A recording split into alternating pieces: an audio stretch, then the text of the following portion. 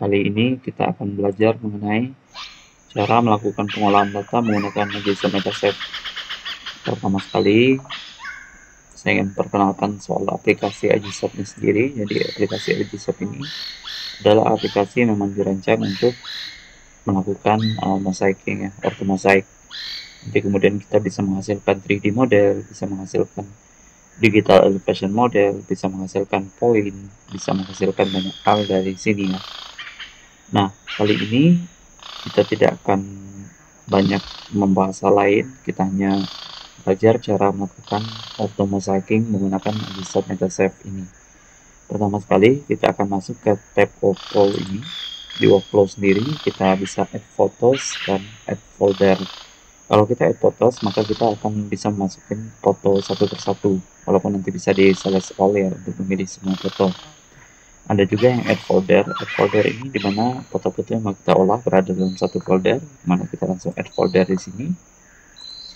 Kemudian di sini saya bisa pilih folder yang mau saya pilih, kemudian pilih folder. Selanjutnya di sini kita bisa milih single cameras. Di sini adalah 152 foto. Kalau sudah oke, kita bisa lihat di sini tampilannya ada 152 foto di sini yang sudah siap saya proses. Baik, saya langsung masuk ke workflow, kemudian align photos. Di sini saya menggunakan high agar datanya lebih bagus, ya. Di sini saya tidak akan rubah key point limitnya, saya jadikan tetap di 40.000. Kemudian untuk key point limitnya di 4.000. Saya centang exclude stationary key points dan saya buang centang untuk guided image matching dan adaptive camera model fitting. Ini saya biarkan seperti ini. Kemudian untuk reference pre-selectionnya saya atur yang source. Kalau sudah oke, tunggu prosesnya sampai selesai.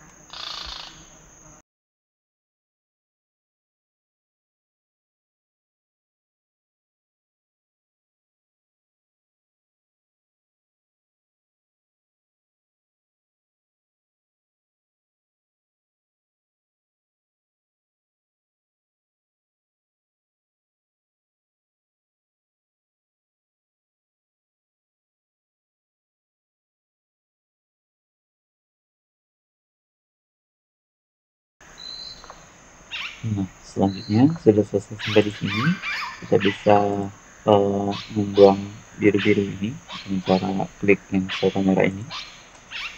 Selanjutnya di sini kita akan memotong agar lebih rapi. Jadi bisa memotong dengan cara men-select area yang akan kita pertahankan seperti ini. Langsung kita crop selection seperti ini. Nah, dia otomatis terpotong seperti itu. Atau ada cara lain, yaitu dengan memotong bagian tepinya saja. Misalnya saya pilih di sini, saya akan potong dengan cara delete selection. Ini saya pilih juga delete. Ini di sini sudut sini saya juga pilih delete. Di sini juga saya pilih, saya langsung delete. Nah, tersisa bagian tengahnya saja. Jadi ada dua cara tadi, ya. Ada dengan cara men-select bagian yang ingin kita pertahankan atau men-select bagian yang ingin kita hapus. Setelah begini, kita akan atur regionnya terlebih dahulu. Yang di sini namanya region. Region ini adalah area yang akan kita proses. Jadi kita atur areanya agar ngepas pada tempat yang mau kita olah ini, ya. Jadi tidak melebar. Kalau gini kan melebar nih, dan juga dia miring. Jadi kita bisa rotate terlebih dahulu. Rotate regionnya ada di sini tadi, ya. Dan saya bisa resize lagi.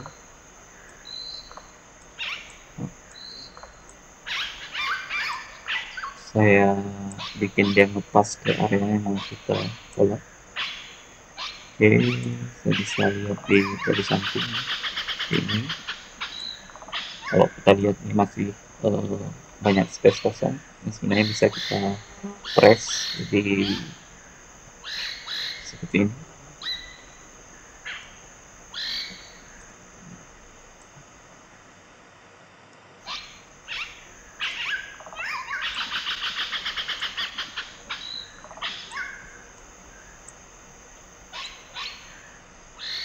Oke, sudah. Kalau sudah, sekarang kita masih bisa men-select sesuatu lagi, yaitu ada rekonstruksi titik yang tidak pasti.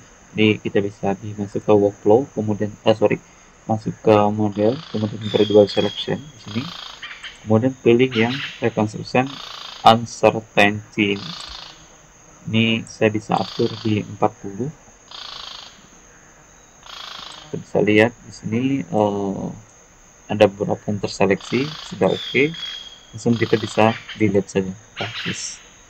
Baik, kalau sudah saya masuk ke batch proses ya. Tapi sebelum di batch proses saya harus save as terlebih dahulu ini. Ini akan tambang 2. Misalnya seperti ini. Oke, sudah saya simpan. Kemudian saya bisa melanjutkan dengan batch proses. Saya tambah yang dance flow terlebih dahulu. Dance flow ini saya kasih quality-nya jadi high biar bagus data-nya ya. Depth filternya agresif. Oke, kemudian add lagi, saya masuk pengolahan mesh sama source datanya ini jadikan denseclude ini, kemudian surface type-nya jadikan arbitrary, tip maps quality-nya saya jadikan high, ini juga high agar datanya bagus. Di filternya agresif ini kalau untuk area yang cukup banyak variasi elevasinya ya. Jadi kalau dia misalkan relatif datar, relatif seperti lapangan bola, itu bisa kita pakai yang mil gitu. Ini ada beberapa pilihan.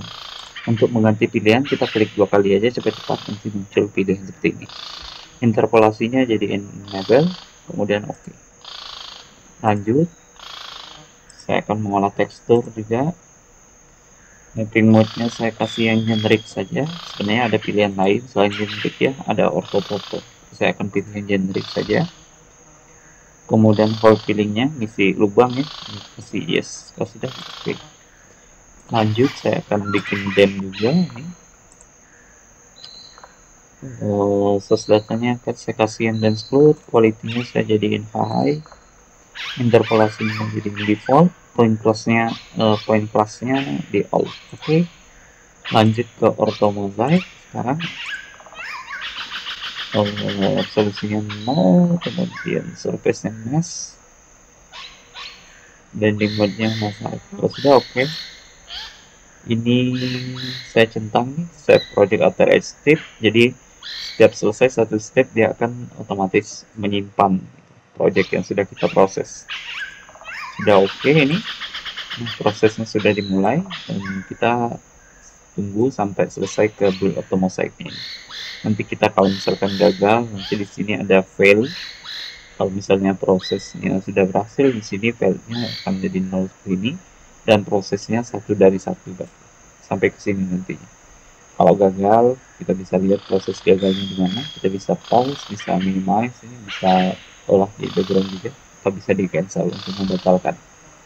Baik, ini kita tunggu sampai selesai.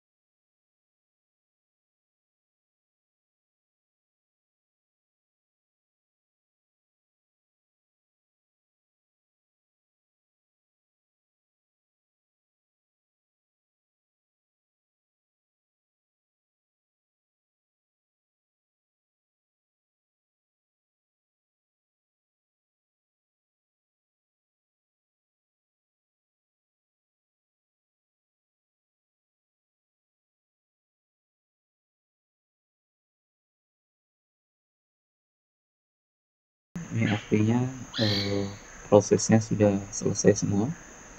Ini bisa saya close.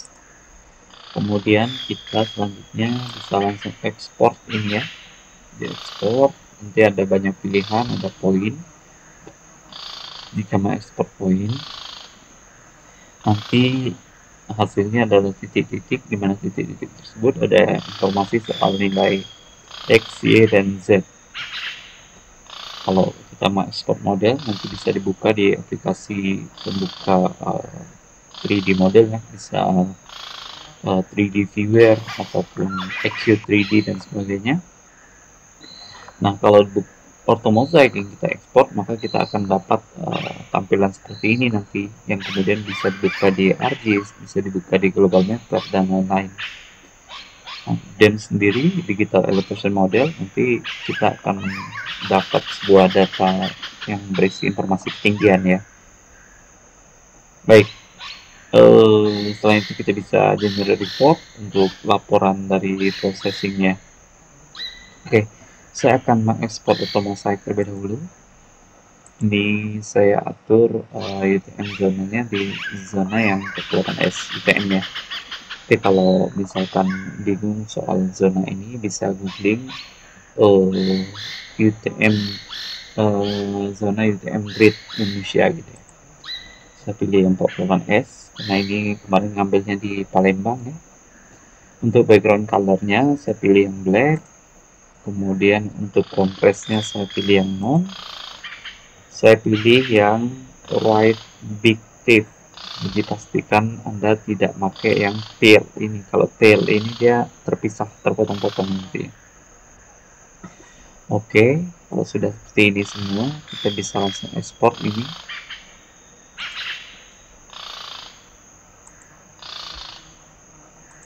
Oke, saya bisa simpan di sini. Olahan tambang 2 misalnya begini. Oke, saya simpan. Selanjutnya saya akan ekspor juga DEM-nya. Kita location modelnya pakai NTIP juga. Sini masih saya pakai yang zona 48S. Kemudian ya di sini pastikan yang dipilih adalah yang big thief ya, satu gambar tip besar. Jangan pakai yang tail, ingat. Kemudian di generate overviews-nya juga dicentang. Kalau sudah, saya ekspor ini.